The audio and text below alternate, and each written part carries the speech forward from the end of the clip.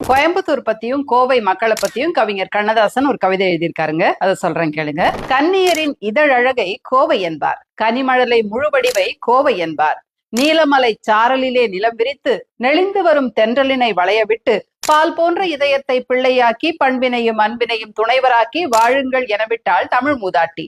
வாழ்கின்றார் கோவையிலே நல்ல மக்கள், சூழ்கின்ற பண்பெல்லாம் கோவையில்தான், சுவையெல்லாம் பண்பெல்லாம் கோவையில்தான்.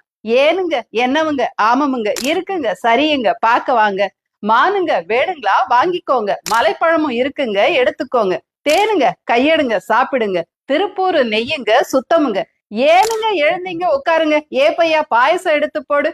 அப்பப்பா கோவையிலே விருந்து வந்தால் 6 நாள் பசி வேண்டும் வயிறும் வேண்டும்.